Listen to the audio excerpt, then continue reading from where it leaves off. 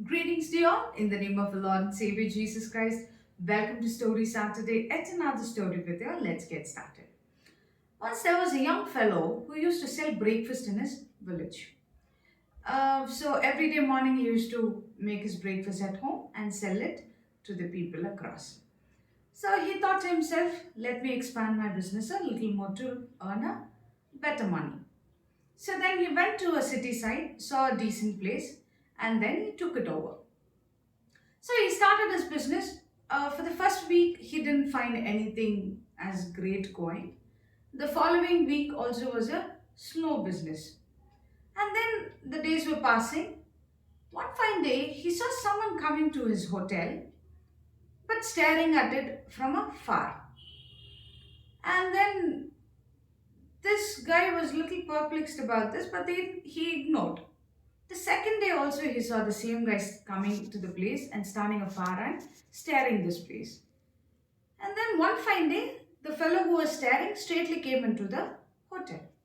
So this young fellow went to him and said, so what do you want? How can I help you? As soon as he talked, this guy gave a response saying, you will never have a good life. This guy was a little shocked. He never expected to hear this one. Says, why do you say so? He said, you will never have a good life. You will have all the pain throughout your days. Because I took this place before than you. I did the same business what you are doing. And my family depended on this earning whatever we had in the past. But then you came into this place because the owner thought you will give him a bigger amount. I couldn't afford such a rent, but you said you are willing to pay it, so the owner changed me to you. So finally, while the guy was leaving, he said, my curse will never leave you alone. It will really make you go in a bad shape because you are the reason for me to be in this state. Now, my family is really very poor in condition. For all this, God will look into it. He said all these words and he left. So, this young fellow did not know what to do. He was so shocked that he immediately made his way towards the owner. He went to the owner and checked what had happened. Then the owner said, it's true that this guy was earlier in your place, but then I waited for 6 months, there was no payment from him.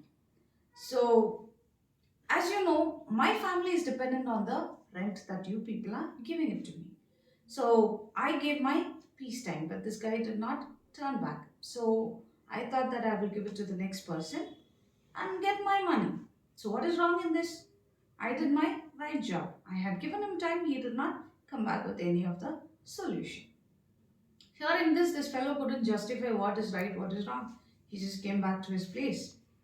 A few days later, his mother came to visit him. So the young fellow seemed very dull. The mother asked, what is the reason why are you so dull? So the fellow narrated the whole story, saying this is how happened, and the fellow cursed me while leaving, and I feel that my business is not running very great, and maybe because of this curse, I'm going through all this. So probably I should leave this place soon. So the mother said, "There's no wrong with you. I don't find any fault of yours. It should be somewhere the owner and the fellow dealing with it. Why are you worried about it? There's nothing wrong." But the young fellow couldn't take it. Anyways, with a half-hearty heart, nodded every word that mother uttered, and then he just went on. But this deep in his heart, he had a trouble thinking of the same curse that was running through his mind. One day, a few of his relatives came to see him. See, he thought he would take her across a nearby zoo. So everybody went across the zoo and they were enjoying the time going around, seeing every animals kept in the dens and the cage dungeon. And then as they were coming across, they saw a flock of sheep kept in a place, which was very uh, weak, and the sheep looked as though they were not eaten for many days. So the mother saw it and she was very broken. She said, don't you feed the sheep? It looks as though it has never eaten in its life. So the guard laughed at it and he said, there is a reason why they are in that condition. We are also trying to give them food, but they are resisting to eat. So the mother was really shocked. What is the resistance all about? They said, do you see a mirror there? Mother said, yes. What do you see inside the mirror? Uh, I see a lion inside the mirror. Yeah, the same thing. The sheep, we did not notice that the sheep were all scared about the lion in the mirror. Every time when we kept the food, the sheep used to come running, seeing the lion in the mirror, they used to be so scared. And we did not know why was this happening all around unless and until we took some time to understand it. Soon the mirror will be taken from this place and the sheep will all be back to their proper stage. And the mother laughed about it and she said, yeah, what will the uh, line into the mirror with do to them? But see how they are very senseless. And the young fellow joined the mother and he said, ha, look at the sheep, how they are senseless. So the mother laughed at the boy and he said, sometimes people also are senseless.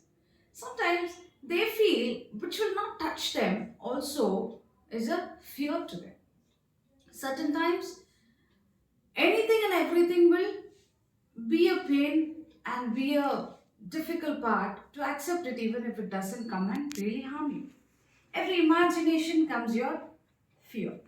So the boy understood why the mother is telling that way. And then he realized, yeah, something inside it which is not even relative, how will it even harm? So coming to our lives, we also sometimes be the same way the young man thought of. Like, you're not into that picture, but something comes up, you get scared, you get depressed, you feel that, yeah, it's not my wrong, but I'm into the situation taking the burden, right? I have experienced that for some reason in the past, like, something we have to please them. There is no other way, like, you just can't get out of it. It happens a lot of times, but I'll tell you, there is a reason for everything that happens in your life. Everything God understands, knows it. Something you're not related, don't worry about people cursing you, people telling bad things about you, and people telling that you are the reason for it. Never mind.